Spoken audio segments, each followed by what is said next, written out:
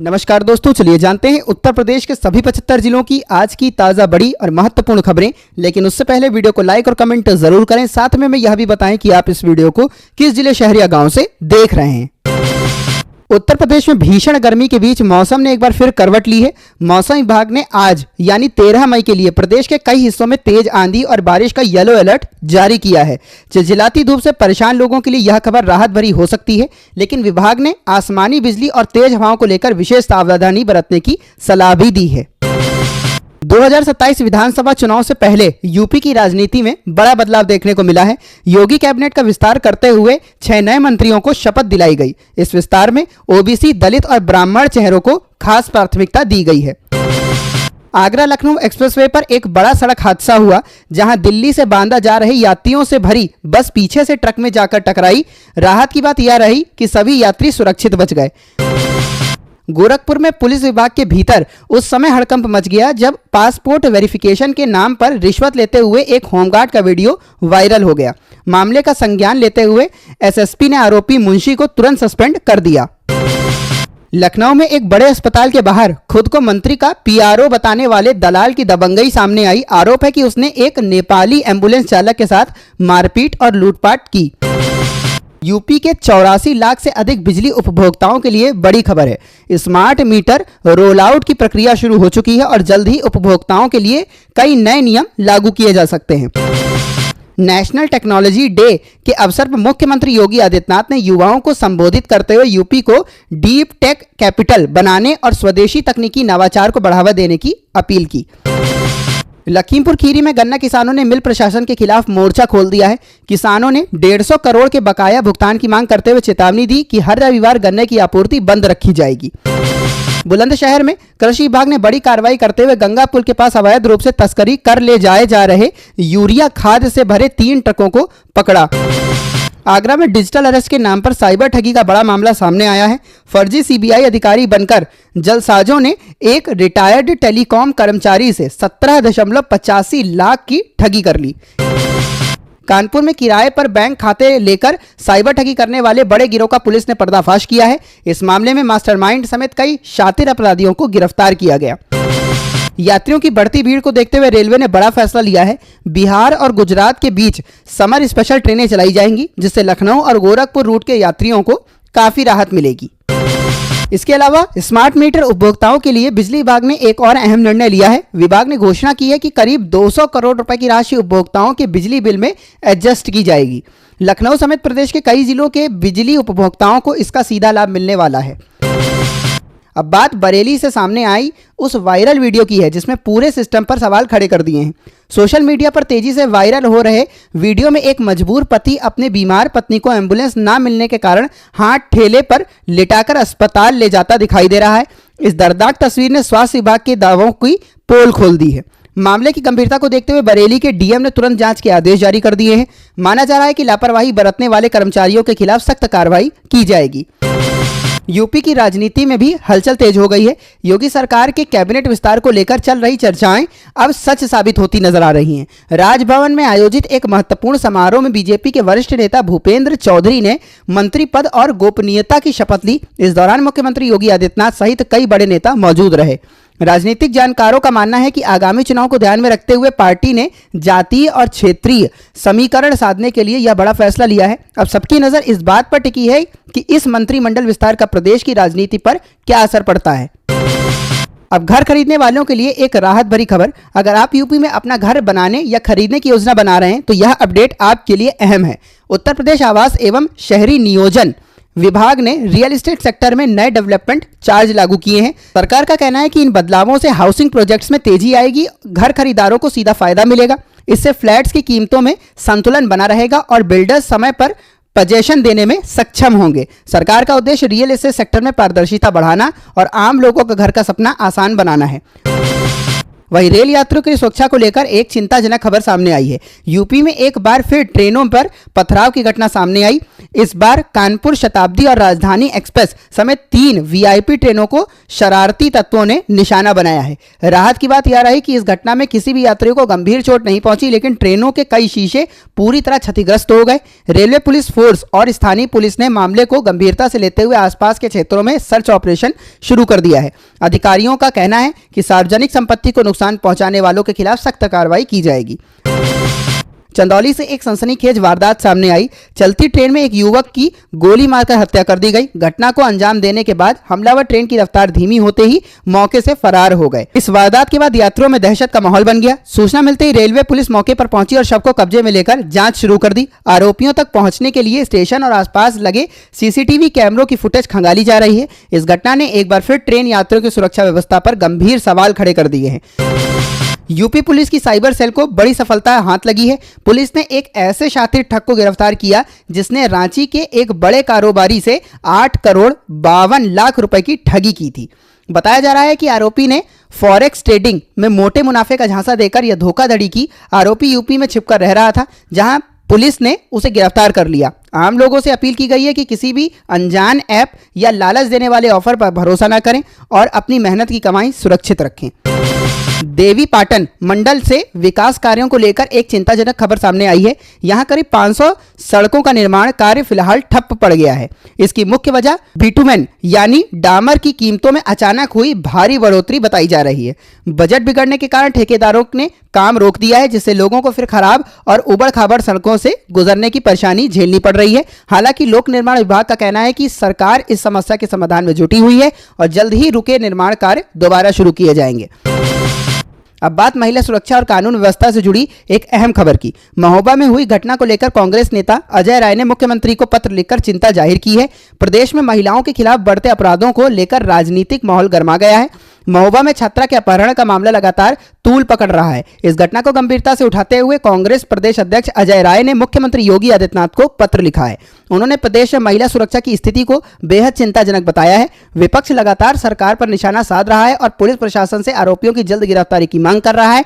अब सबकी नजर प्रशासन की अगली कार्रवाई पर टिकी हुई है। यूपी में इन दिनों सेल्फ सेंसस यानी ऑनलाइन स्वयं जनगणना का ट्रेंड तेजी से बढ़ रहा है। ताजा आंकड़ों के अनुसार राज्य भर में 7 लाख से अधिक लोग अपना फॉर्म भर चुके हैं। हालांकि हैरानी की बात यह है कि राजधानी लखनऊ इस मामले में काफी पीछे चल रही है। फॉर्म भरने के मामले में लखनऊ की रैंकिंग 47वें स्थान पर पहुंच गई है, जबकि कई छोटे जिले बेहतर प्रदर्शन कर रहे हैं।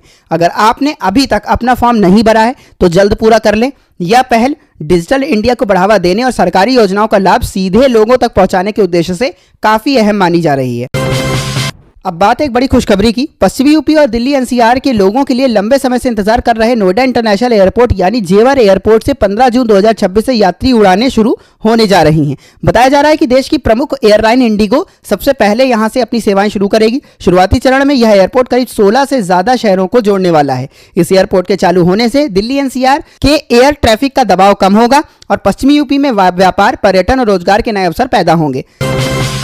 खेती किसानी के क्षेत्र में भी यूपी तेजी से हाईटेक बनने की दिशा में आगे बढ़ रहा है। प्रदेश सरकार ने हर जिले में ड्रोन बैंक खोलने की तैयारी शुरू कर दी है।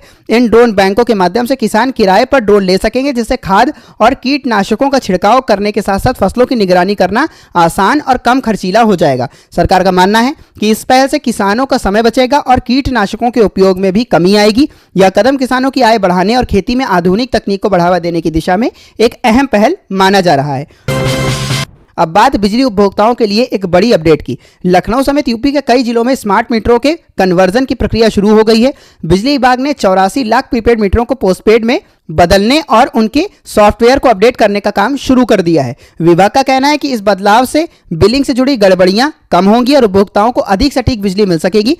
हालांकि कई जगह लोगों में इस नई प्रक्रिया को लेकर भ्रम की स्थिति बनी हुई है, लेकिन विभाग की ओर से कैंप लगाकर लोगों को जानकारी और सहायता दी जा रही है। शिक्षा विभाग से जुड़ी एक अहम खबर भी सामने आई है। यूपी सरकार ने उन शिक्षकों के लिए सख्त आदेश जारी किए हैं जो अपनी मूल तैनाती से हटकर दूसरी जगहों पर अटैच होकर काम कर रहे थे। अब सभी शिक्षकों को अपनी मूल पोस्टिंग वाली जगह पर वापस लौटना होगा। शिक्षा महानिदेशालय ने स्पष्ट किया कि ग्रामीण क्षेत्रों में शिक्षकों की कमी को दूर करने के उद्देश्य से यह फैसला लिया गया है। आदेश का पालन न करने वाले शिक्षकों के खिलाफ कड़ी कार्रवाई की चेतावनी भी दी गई है। योगी सरकार ने प्रदेश को नशा मुक्त बनाने की दिशा में बड़ा अभियान शुरू किया है। स्कूलों और कॉलेजों के आसपास नशीले पदार्थों की बिक्री रोकने के लिए सरकार ने ड्रग फ्री कैंपस अभियान लागू किया है। सरकार के निर्देश के मुताबिक अब किसी भी शिक्षण संस्थान के 500 मीटर के दायरे में तंबाकू और अन्य नशीले पदार्थों की बिक्री पूरी तरह प्रतिबंधित रहेगी। इसके अलावा हर स्कूल और कॉलेज में एंटी ड्रग क्लब बनाए जाएंगे जो छात्रों को जागरूक करने का काम करेंगे। मुख्यमंत्री योगी आदित्यनाथ ने साफ कहा है कि यदि किसी शिक्षण संस्थान के आसपास नशे का कारोबार पाया गया तो स्थानीय प्रशासन और पुलिस की जिम्मेदारी तय की जाएगी। सरकार का उद्देश्य छात्रों को सुरक्षित और स्वस्थ शैक्षणिक माहौल उपलब्ध कराना है।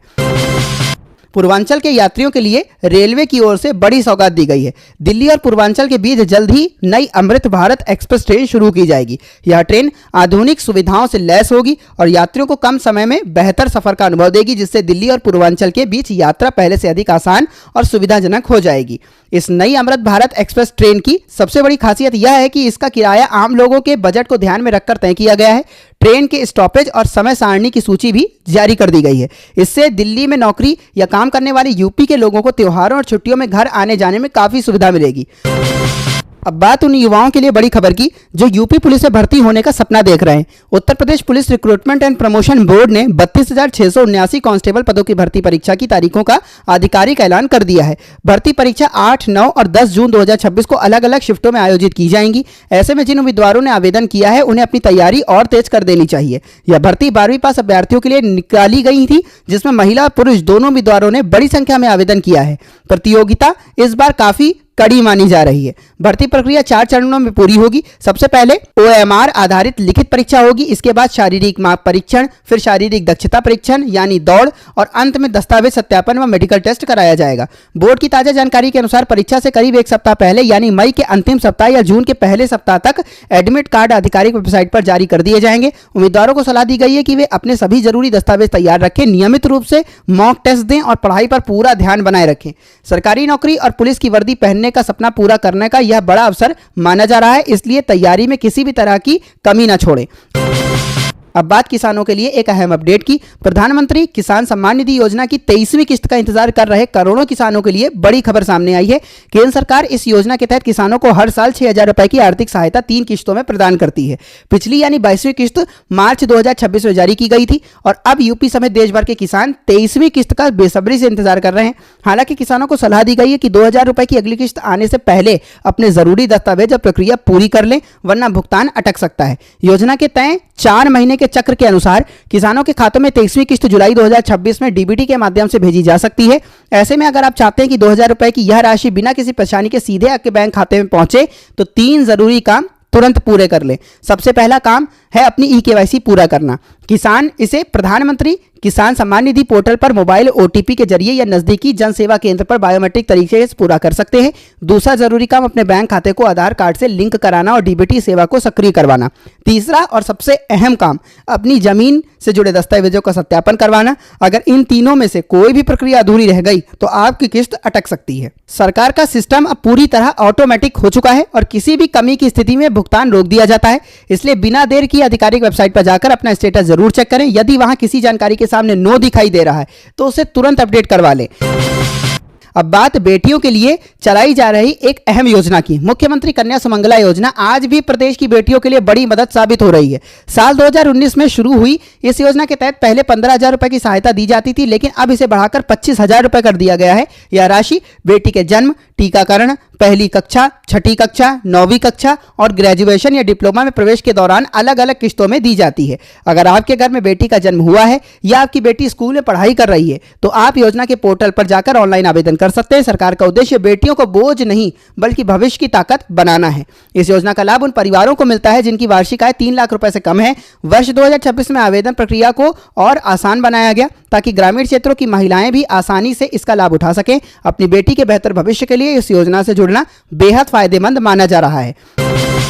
अब बात आयुष्मान भारत योजना की, जिसके तहत 5 लाख रुपए तक मुफ्त इलाज की सुविधा दी जाती है। साल 2018 में शुरू हुई इस योजना अब पहले से और अधिक मजबूत बनाई जा रही है। सरकार की तैयारी की यूपी के हर एक राशन कार्ड धारक का गोल्डन कार्ड बनवाया जाए ताकि ज्यादा से ज्यादा लोगों को मुफ्त इलाज का लाभ मिल सके। साल 2018 में शुरू हुई दुनिया की सबसे बड़ी स्वास्थ्य बीमा योजना आयुष्मान भारत योजना अब वर्ष 2026 तक यूपी के लगभग हर क्षेत्र तक पहुंच चुकी है। इस योजना के तहत पात्र परिवारों को हर साल 5 लाख रुपए तक मुफ्त इलाज की सुविधा दी जाती है। अब यूपी सरकार ने एक और बड़ा कदम उठाया, जिसके तहत प्रदेश के सभी अंत्योदय और पात्र गृहस्थी राशन कार्ड धारकों को इस योजना से जोड़ा जा रहा है। अगर आपने अभी तक अपना आयुष्मान कार्ड नहीं बनवाया है तो आप अपने नजदीकी सरकारी अस्पताल या जन सेवा केंद्र पर जाकर इसे आसानी से बनवा सकते हैं। इसके लिए केवल आधार कार्ड और राशन कार्ड की जरूरत होगी। प्रदेश के हजारों सरकारी और निजी अस्पताल इस योजना से जुड़े हुए हैं। यहाँ भर्ती होने पर मरीज कैशलेस इलाज का लाभ उठा सकते हैं। सरकार लोगों से अपील कर रही है कि वे इस योजना का फायदा जरूर लें और अपने परिवार को स्वस्थ सुरक्षा प्रदान करें। अब बात यूपी शादी अनुदान योजना की। आर्थिक रूप से कमजोर परिवारों की बेटियों की शादी में मदद के लिए चलाई जा रही उत्तर प्रदेश शादी अनुदान योजना का लाभ आज भी जारी है। इस योजना के तहत सरकार गरीब परिवारों की बेटियों की शादी के लिए आर्थिक सहायता प्रदान करती है। यह योजना पिछड़ा वर्ग, अनुसूचित जाति, जनजाति और सामान्य वर्ग के आर्थिक रूप से कमजोर परिवारों के लिए उपलब्ध है। साल 2026 में आवेदन प्रक्रिया पूरी तरह ऑनलाइन कर दी गई। आवेदन शादी की तारीख से 90 दिन पहले या फिर शादी के 90 दिन बाद तक किया जा सकता है। इसके लिए आय प्रमाण पत्र अनिवार्य रखा गया है। ग्रामीण क्षेत्रों में वार्षिक आय सीमा 46,080 और शहरी क्षेत्रों में 56,460 निर्धारित की गई है। अब बात जल जीवन मिशन की, जो यूपी के गांवों की तस्वीर बदलने में अहम भूमिका निभा रही है। अगस्त 2019 में प्रधानमंत्री नरेंद्र मोदी द्वारा शुरू किया गया यह मिशन अब 2026 में ग्रामीण इलाकों तक नल से जल पहुंचाने के अंतिम चरण में पहुंच चुका है। इस योजना का उद्देश्य हर घर तक स्वच्छ पेयजल उपलब्ध कराना है। बुंदेलखंड जैसे पानी की समस्या वाले क्षेत्रों के बाद अब गंगा के मैदानी इलाकों में भी पाइपलाइन बिछाने का काम तेजी से पूरा किया जा रहा है। यदि आपके गाँव में पानी की टंकी बन चुकी है और पाइपलाइन बिछ गई है तो आप अपने घर के लिए पानी कनेक्शन की मांग कर सकते हैं। सरकार का लक्ष्य है कि वर्ष 2026 तक प्रदेश के सभी 97,000 गांवों में स्वच्छ और सुरक्षित पेयजल की सुविधा पहुंचाई जाए। इससे महिलाओं की मेहनत कम होगी और दूषित पानी से होने वाली बीमारियों में भी कमी आएगी। यह योजना आने वाले पीढ़ियों के लिए जल संरक्षण की दिशा में भी एक बड़ा कदम माना जा रहा है। अब बात नेशनल फूड सिक्योरिटी एक्ट के तहत मिलने वाली मुफ्त राशन सुविधा की है। साल 2013 से लागू यह योजना आज भी यूपी की सबसे बड़ी जन कल्याणकारी योजनाओं में शामिल है। प्रधानमंत्री गरीब कल्याण अन्न योजना के तहत मिलने वाला मुफ्त राशन अब दिसंबर 2028 तक बढ़ा दिया गया है। यूपी के अंत्योदय राशन कार्ड धारकों को हर महीने 35 किलो अनाज और पात्र गृहस्थी कार्ड धारकों को प्रति यूनिट 5 किलो गेहूं या चावल मुफ्त दिया जा रहा है। यदि आपके राशन कार्ड में किसी सदस्य का नाम छूट गया है या कार्ड पुराना हो गया है तो आप ऑनलाइन पोर्टल पर जाकर नया नाम जुड़वा सकते हैं। साथ ही one nation one ration card व्यवस्था के तहत अब यूपी के किसी भी कोटेदार से राशन प्राप्त कर सकते हैं, चाहे आप प्रदेश के किसी भी हिस्से में रह रहे हो।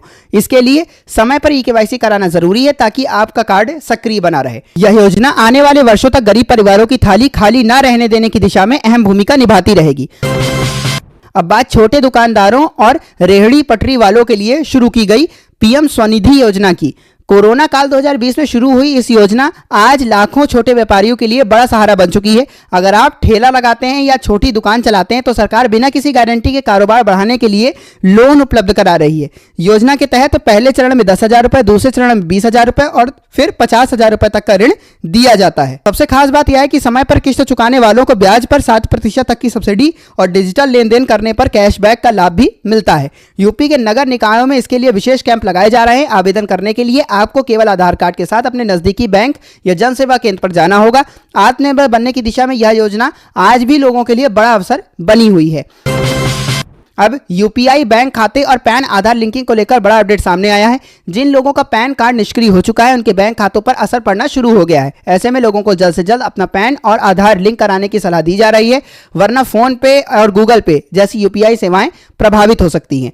दोस्तों, अब बात करते हैं आज की सबसे अहम और आखिरी खबर की, जो सीधे आपके बैंक खाते और रोजमर्रा के डिजिटल लेन देन से जुड़ी हुई है। आज के समय में छोटी से छोटी दुकान पर भी फोन पे, गूगल पे और पेटीएम जैसी यूपीआई सेवाओं का जमकर इस्तेमाल हो रहा है। लेकिन अगर आपने अभी तक अपने पैन कार्ड को आधार से लिंक नहीं कराया है तो आपकी बैंकिंग सेवाएं प्रभावित हो सकती है। आयकर विभाग और रिजर्व बैंक ऑफ इंडिया के नए नियमों के मुताबिक जिन लोगों ने समय रहते पैन और आधार लिंक नहीं कराया, खासकर जिन्होंने आधार एनरोलमेंट आईडी के जरिए पैन बनवाया था, उनके लिए दिसंबर 2025 तक की समय सीमा तय की गई थी।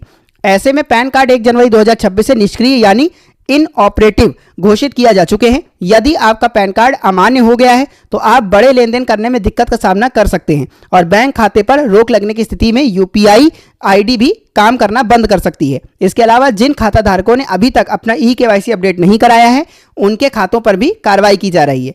इसलिए अपनी यूपीआई सेवाएं चालू रखने और सरकारी सब्सिडी अन्य भुगतान बिना रुकावट प्राप्त करने के लिए जल्द से जल्द आयकर विभाग की वेबसाइट पर जाकर जुर्माना जमा कर पैन आधार लिंकिंग पूरी कर लें। साथ ही अपनी बैंक शाखा में जाकर केवाईसी प्रक्रिया भी अपडेट करवा लें। तो दोस्तों, उत्तर प्रदेश से जुड़ी आज की प्रमुख खबरों में फिलहाल इतना ही। ऐसी ताज़ा भरोसेमंद खबरों के लिए जुड़े रहिए यूपी की न्यूज़ के साथ।